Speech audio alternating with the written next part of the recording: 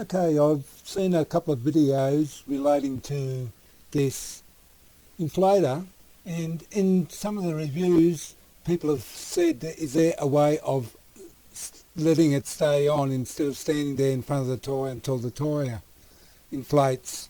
So I've just done a video of how to remedy this situation, and here it is.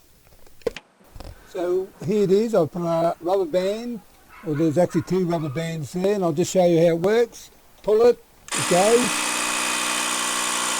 it goes, and it's a very simple procedure and takes about 20 seconds to do. We'll show you now.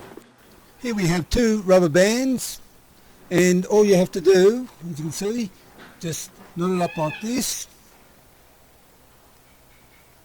like that. Grab the inflator, put it around the handle like I'm doing now. Just put it over the trigger there. Line it up. I know it's not lined up real good, but it still works. On off.